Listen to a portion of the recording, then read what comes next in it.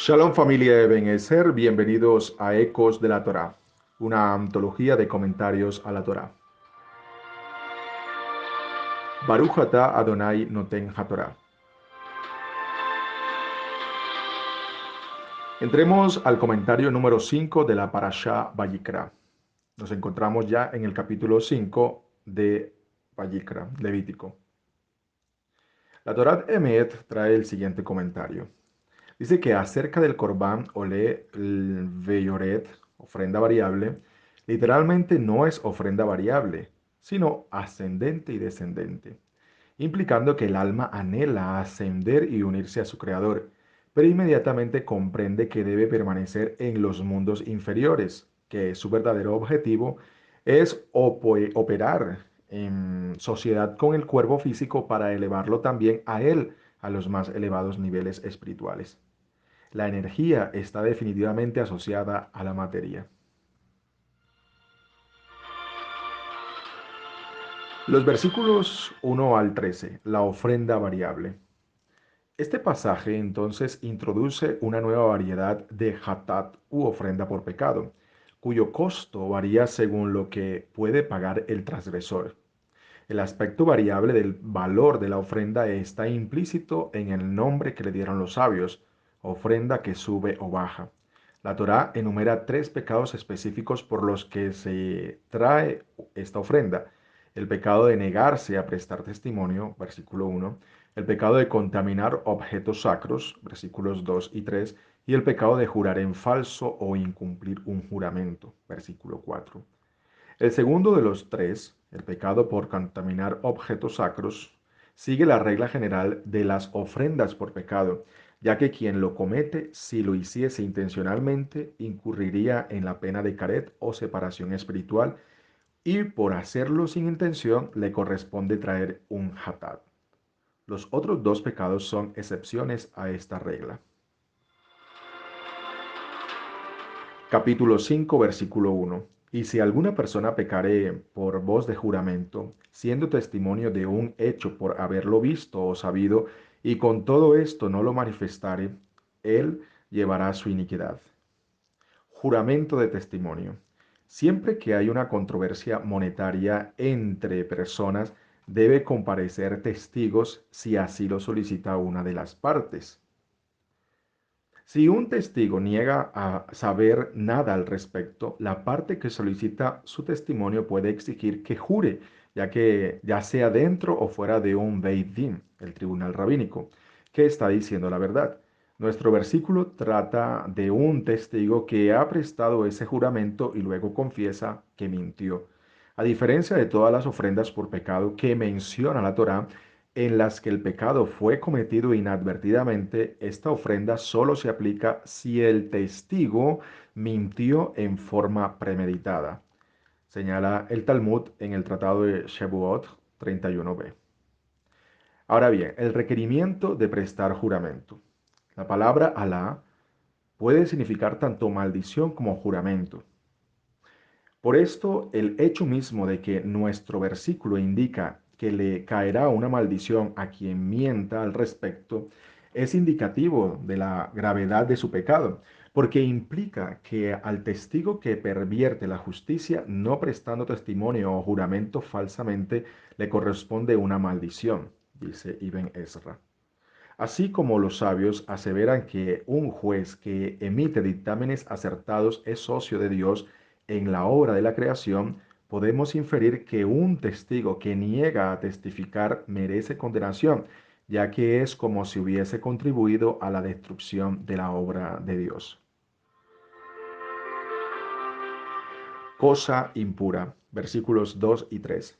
Si alguien toca alguna cosa impura, ya sea el cuerpo muerto de bestia impura, o el cuerpo muerto de animal doméstico impuro, o el cuerpo muerto de reptil impuro, incurre en falta, si olvidándose de que está impuro, entra al Beit Hamikdash o come alimentos consagrados.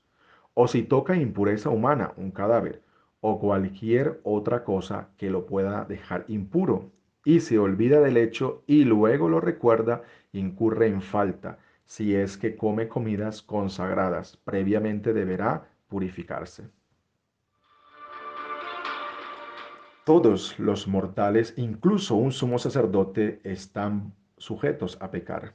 El pecado del sumo sacerdote afecta a toda la comunidad, ya que el ritual de la unción hacía que el sacerdote ungido encarnase todas las fuerzas vivas colectivas.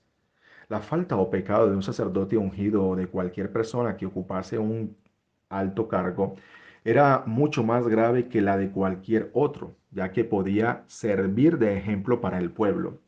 La frase impureza de persona se refiere a un cadáver o a restos de un cadáver, que es la mayor fuente de impureza ritual.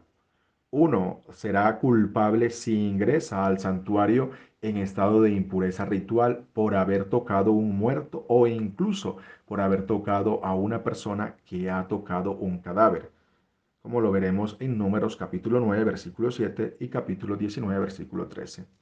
La manera de purificarse de la tumá es, entre otras cosas, pasar todo el cuerpo por una mikveh o baño ritual. El poder del habla. Versículo 4. O si alguien jura verbalmente hacer mal o hacer bien a sí mismo o incluso un juramento relativo al pasado y transgrede el juramento y luego se da cuenta, en cualquiera de estos casos incurre en falta. La Torá cabalística dice lo siguiente: el habla tiene un poder increíble. Si decimos que vamos a hacer algo, es como si ya lo hubiésemos hecho. No cumplir una promesa crea un espacio metafísico entre nuestras palabras y nuestra acción incompleta. Dado que el espacio vacío es la morada del Satán, es importante que cumplamos nuestras promesas a fin de evitar la creación de aberturas para él. Un juramento debe ser verbal. Un juramento mental no genera ninguna obligación, señala Rashi. ¿Alguna vez ha jurado que hará o que no hará algo y luego se da cuenta que lo tonta que fue su promesa? El pueblo de Dios está llamado a mantener su palabra, aun cuando haga promesas difíciles de cumplir. Yeshua advirtió en contra del juramento en el sentido de hacer votos o promesas, cuando dijo: pero sea vuestro hablar sí, sí, no, no, porque lo que es más de esto, de mal procede. Mateo capítulo 5, versículo 37. Nuestra palabra debería ser suficiente. Si sentimos que debemos fortalecerla con un juramento, algo anda mal con nuestra sinceridad. Las únicas promesas que no debemos cumplir son aquellas que nos llevan al pecado. Una persona sabia y controlada evita caer a hacer promesas apresuradas. Versículo 5. Y cuando sea culpable de cualquiera de estas cosas, confesará aquello en que ha pecado. Confesará. Dice el Rambam: después de que el pecador lleva su ofrenda al patio, versículo 6, se apoya sobre esta y hace la confesión. Rabí Hirsch comenta sobre el motivo por el cual esta ofrenda por pecado posee el calificativo adicional de asan u ofrenda de culpabilidad, lo que implica un grado mayor de culpabilidad que el de una ofrenda por pecado normal. En tal sentido, Rambam, versículo 15, explica que el término Asham deriva de o desolación, porque el pecador ha puesto en peligro su existencia futura debido a sus acciones. Y los tres pecados de este pasaje son especialmente graves, porque todos fueron cometidos ya sea intencionalmente o con cierto conocimiento previo de los mismos. Ofrenda de culpa, versículo 7. Pero si sus recursos son insuficientes para una oveja o una cabra, que lleve a Hashem como ofrenda de culpa por la falta cometida, 2 tórtolas o 2 pichones de paloma, uno para ofrenda hatat y el otro para ofrenda olá. El sacrificio por la culpa, llamado Hashem, se ofrecía siempre por particularidades con el fin de obtener el perdón por alguno de los pecados ya expuestos en esta porción. Antes de ofrecerlo, la persona tenía que haber repasado previamente el daño causado, pagando además la quinta parte del prejuicio. Después de esto podía reconciliarse con Dios por el hecho de haber infringido sus preceptos. No se aprovechaba de la carne de este sacrificio, como tampoco se aprovechaba de la ofrenda llamada hatat, ofrenda por el pecado.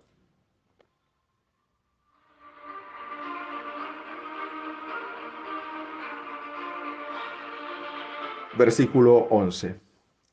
Y si sus recursos no alcanzasen lo suficiente para traer dos tórtolas o dos palominos, traerá el que ha pecado como ofrenda suya por el pecado, la décima parte de una efá de flor de harina de trigo por ofrenda por el pecado. No le pondrás aceite ni echará incienso.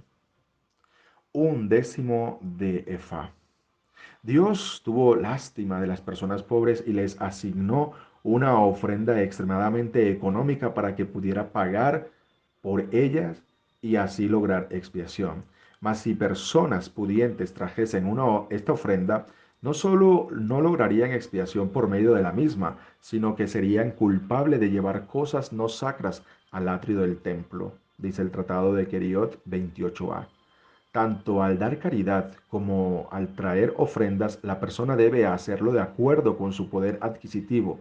El rico no cumple con su obligación si da lo mismo que una persona pobre, dice el Hafetz Haim.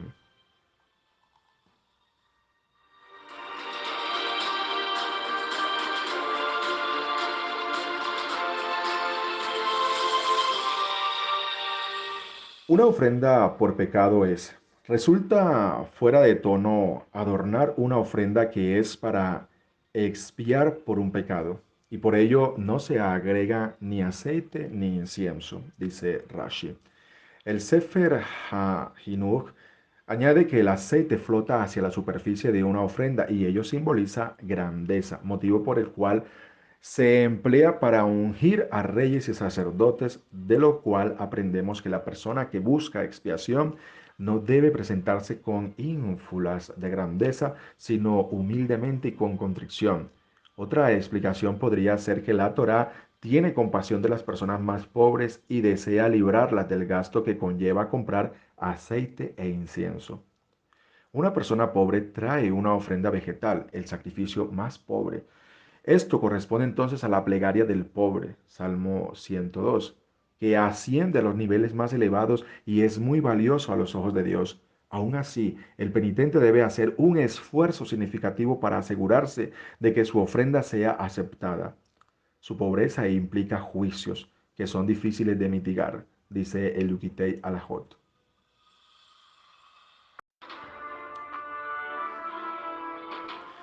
Versículos 14 al 26. Ofrendas de culpabilidad. Aparentemente podríamos decir que el Asham u ofrenda de culpabilidad y el Hatat u ofrenda por pecado deberían ser idénticos, puesto que ambos expían por pecados, mas en realidad el procedimiento de su servicio, su costo y quizás especialmente el hecho de que poseen nombres diferentes demuestran que son muy distintos. Ramban comenta que la palabra no implica pecado sino error, pues en cierto contexto las Sagradas Escrituras alaban a los tiradores adiestrados diciendo que podían arrojarle una piedra a un caballo y no errar. Jueces capítulo 20 versículo 16. Así pues, se trae una ofrenda por pecado puesto que se ha errado, es decir, se ha pecado inadvertidamente por descuido, mas ello no reviste máxima gravedad. En cambio, el término implica culpa, la desolación de quien perpetra esa acción. Efectivamente, los pecados de nuestro pasaje justifican esa caracterización. Por una parte, todo robo es intencional y por otra, el usufructo indebido de los bienes del santuario para fines personales demuestra una falta de respeto general por la santidad de Dios, incluso si la transgresión ha sido inadvertida. No obstante, un asham de quien no sabe si debe ofrecer un hatat es grave por otra razón. Rabinu Yonah, en el Tratado de Berajot 2a, explica que quien duda si pecó o no lo hizo, se consuela pensando que quizás nada pasó. lo que seguramente lo inducirá a no sentir remordimiento alguno. Sobre otros pecados se requieren un asam. Podremos ampliar eso en el capítulo 14, versículo 13 al 14, y en Bamidbar, Números, capítulo 6, versículo 12.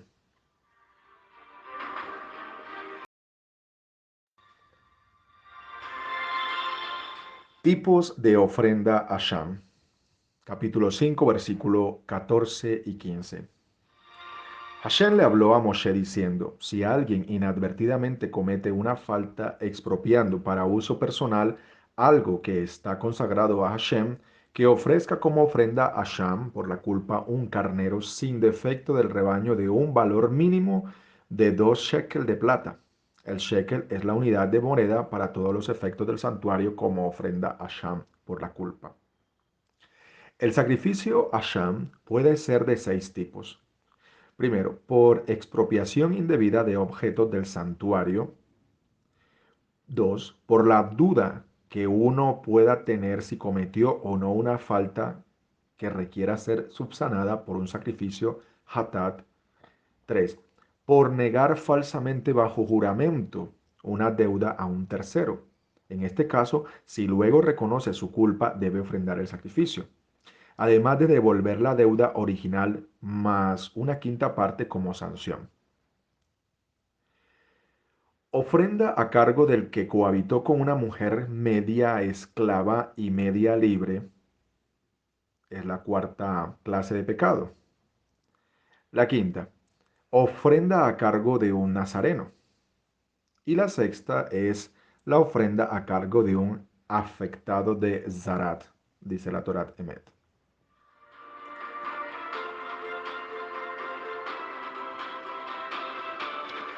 Causas de la ofrenda por culpa. Versículo 15. Si alguien inadvertidamente comete una falta expropiando para uso personal algo que está consagrado a Hashem, que ofrezca como ofrenda a Hashem por culpa un carnero sin defecto del rebaño de un valor mínimo de 2 shekel de plata, el shekel del santuario como ofrenda a Hashem por culpa, como hemos citado anteriormente. La ofrenda por culpa entonces consiste en un carnero o un cordero. Se ofrece cuando se comete uno de estos pecados que hemos mencionado anteriormente. Los versículos 16. Y pagará el valor de la cosa sagrada por la cual pecó, añadiendo su quinta parte sobre él, y lo dará al sacerdote. Y el sacerdote hará expiación por él con el carnero de la ofrenda por culpa, y el pecado le será perdonado. Hará restitución. La persona que se apropió indebidamente el objeto sagrado debe pagar su valor a la tesorería del templo.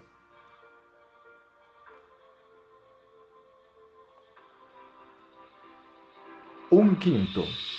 El infractor añade una cuarta parte del capital, de tal manera que paga cinco cuartas partes a la tesorería del templo. Por ejemplo, si tomó un objeto avaluado en 4 shekel, restituiría 5. Es decir, el pago adicional es un quinto de las 5 cuartas partes que se requiere para que pague el transgresor, dice la cifra. El esfuerzo salva a la persona de permanecer ociosa y utiliza su tiempo de manera indebida, porque tal como dijeron los sabios en el tratado de Ketubot 59, el ocio provoca confusión. La persona que desea evitar el pecado debe ocuparse en la Torá y su esfuerzo lo salvará de la inclinación al mal. Torat David. Los versículos 17 al 19. Ofrenda de culpabilidad en caso de duda.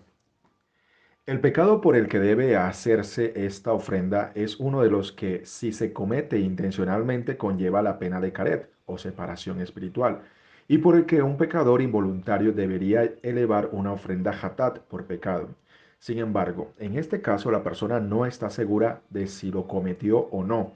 Por ejemplo, había 2 pedazos de cebo en su plato y pensando que ambos eran shumam, grasa permitida, comió uno de ellos Posteriormente se enteró de que uno de los pedazos era heleb, grasa prohibida, mas no sabía si esa fue la que comió.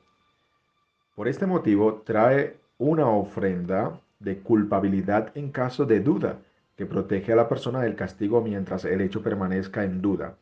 No obstante, si luego se entera de que efectivamente había pecado, la persona estaría obligada a realizar una ofrenda hatat, dice Rashi citando el tratado de Keritot 26b. Versículo 17. Si una persona comete una falta transgrediendo alguno de los mandamientos de abstención de Hashem, será responsable aunque no lo sepa. No supo si tiene culpa. Existe un tipo de ofrenda por la culpa llamada Asham Talui, de culpa penitente. Esta es una ofrecida cuando uno no está seguro si cometió un pecado para el cual se requiere un sacrificio hatat. Hashem nos quiere enseñar con ello que debemos evitar cualquier situación que nos pueda llevar a pecar delante de Él. De aquí entonces se deduce que por el solo hecho de no saber el israelita si es culpable, la ignorancia de los preceptos de Dios y sus leyes es condenada en la Torá. En cuanto a los sacrificios que se debe aportar como ofrenda por expiación, la Torá es más estricta respecto de alguien que está en duda de si ha cometido transgresión. La ofrenda condicional de duda es más costosa que la que debe aportar alguien que sabe a ciencia cierta que ha cometido determinada falta. Si uno sabe claramente que ha hecho algo indebido, seguramente en algún momento se arrepentiría. Pero si no está seguro de haber cometido alguna falta, consciente o inconscientemente, tratará de convencerse de que en verdad no ha cometido transgresión alguna, por lo que jamás se verá en necesidad de corregir su conducta. Y por eso se le exige ofrendar un sacrificio más costoso para inducirlo a realizar un profundo ejercicio de introspección. Dice la Torah Emet. Los versículos 21 al 28 en la versión secular serían el capítulo 6, versículo 1 al 7. Aquí descubrimos que el robar es algo más que el solo hecho de quitarle algo a alguien. Encontrar algo y no regresarlo, rehusarse a regresar algo prestado por otras formas son de robo. Esto son pecados contra Dios y no solo contra su vecino. Un extraño o grandes negocios, si usted ha conseguido algo en forma engañosa, entonces confiese su pecado a Dios, discúlpese con el dueño, confiese su pecado a Dios y devuelva las cosas robadas con interés. Los versículos 20 al 26. Ofrenda de culpabilidad por robo. Quien se haya apropiado ilícitamente del dinero de otro israelita, pero a la vez goce de inmunidad jurídica contra cualquier requerimiento de devolución, porque el demandante carece de pruebas al respecto y que además jura falsamente no adeudar nada, está obligado a pagar su deuda más una quinta parte y traer una ofrenda de culpabilidad para que nadie piense que no hay nada de malo en tomar el dinero de los demás en tanto se tenga la intención de devolverlo. La Torá nos informa que no es así, porque en los casos detallados a continuación, incluso después de que los pagos han sido realizados, el transgresor debe traer una ofrenda de culpabilidad porque no solo ha pecado contra el hombre, sino también contra Dios, dice el Hinuk. Versículo 21. Cuando alguno pecare cometiendo prevaricación contra el Eterno, negando a su prójimo lo que le fue entregado en custodia, o un préstamo en dinero, o le arrebató alguna cosa por la fuerza, o cuando hubiera extorsionado a su prójimo, aunque la Torá no añade cómo lo hace en el versículo 15, que la persona pecó inadvertidamente, esta ofrenda es aplicable incluso a quien pecó en forma intencional, dice el Tratado de Shebuot 36b. Pecar traicionando a Hashem. negándole a su compañero. Si esta persona estafa a otro israelita, ¿por qué esto se denomina traición a Dios? Al respecto, Rabí Akiva dice que en esta instancia la Torá habla de casos en los que los únicos que saben de esta obligación financiera son los litigantes y Dios. Quien niega a deudar dinero niega en consecuencia la omnisciencia de Dios, señala Rashi.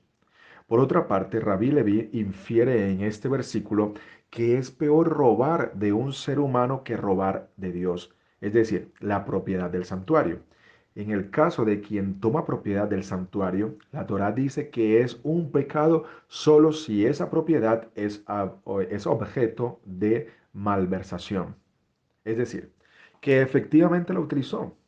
Esto implica que el hecho mismo de tomar propiedad del santuario sin usarla no obligaría a la persona a pagar la multa de un quinto y a traer la ofrenda por culpa. En cambio, nuestro versículo primero habla del pecado, lo que constituye una referencia al acto mismo de tomar propiedad ajena, y solo después el versículo habla de su malversación, de lo cual entendemos que el ladrón se convierte en pecador por el mero hecho de tomar esa propiedad independientemente de si la usó o no, dice el tratado de Baba Batra 88b. El versículo afirma que una persona peca traicionando a Dios, pasando luego a analizar casos de gente que engaña en los negocios y circunstancias similares.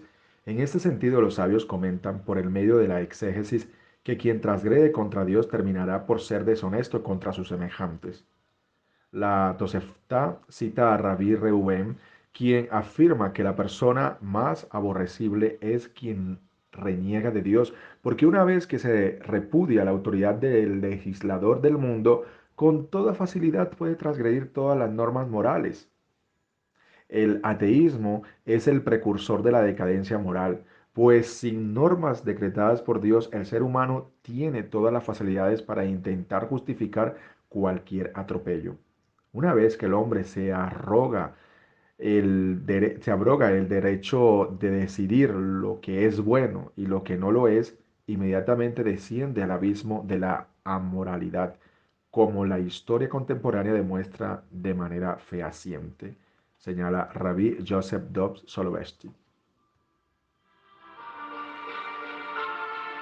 Versículo 23. Entonces, cuando reconozca que cometió una falta y se hizo culpable, deberá devolver el bien robado, reparar el daño causado con sus fraudes o restituir el depósito de que le fuera dejado o el objeto perdido que hubiese encontrado.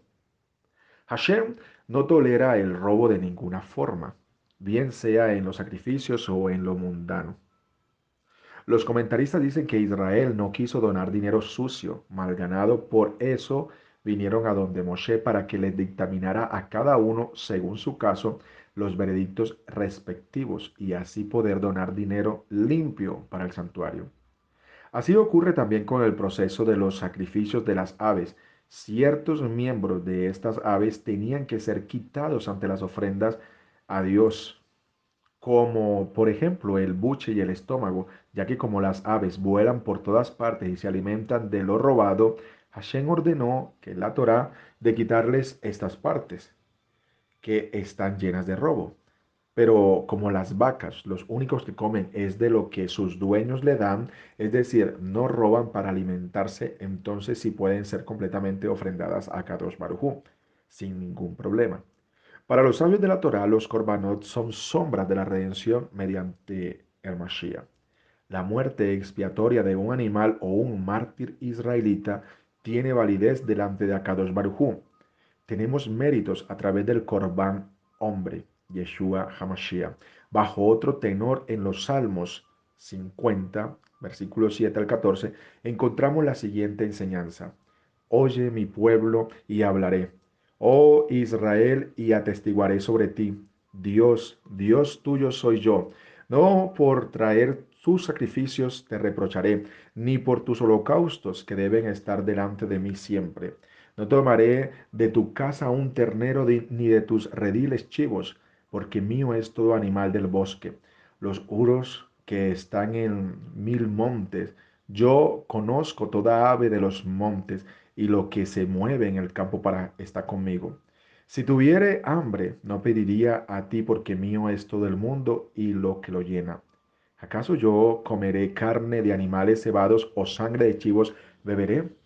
El mejor sacrificio a Dios es el reconocimiento y que pague el Altísimo sus promesas. De aquí aprendemos que el olor grato delante de Elohim no mana de animales sacrificados, sino del corazón de la persona que lleva el sacrificio al Creador. Si el corazón del hombre no está entregado a él, su sacrificio no es agradable. Por ello está escrito que Hashem miró con agrado a Hebel y su ofrenda. En primer lugar, miró al hombre y luego miró a su ofrenda. La ofrenda es la expresión de un corazón que ama.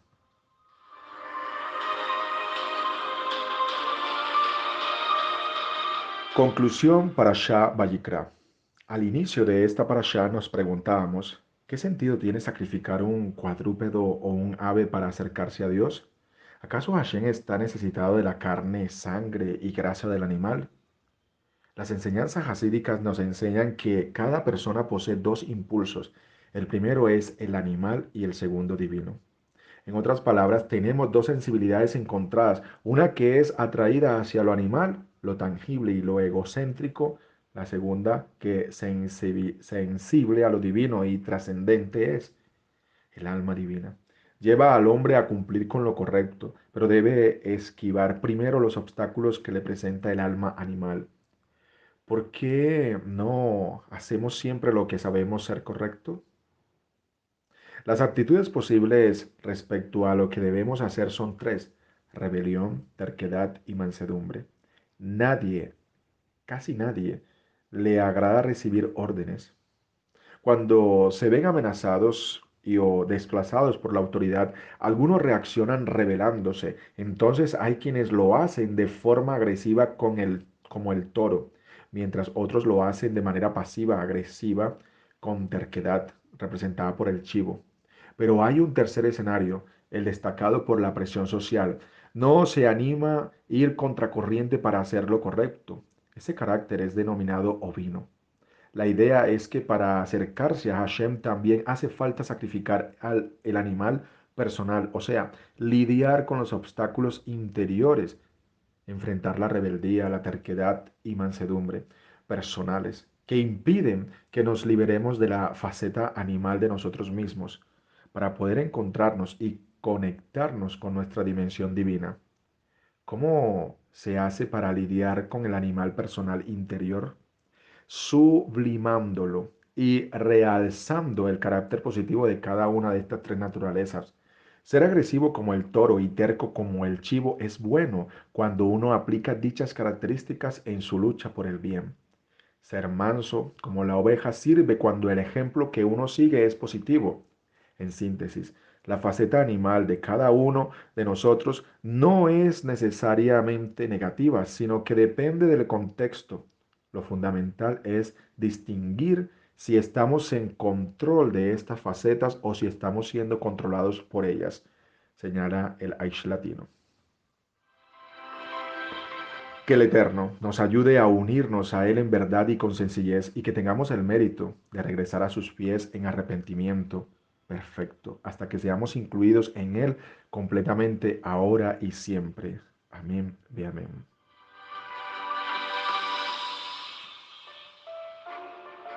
Bendito seas tú, Adonai, nuestro Elohim, Rey del universo, que has dado la Torá de verdad y las buenas nuevas de salvación para tu pueblo Israel y para todos los pueblos por medio de tu Hijo Yeshua, el Mesías nuestro Señor. Que Abacados continúe abriendo nuestros ojos para seguir contemplando las maravillas de su Torá. Shabbat Shalom.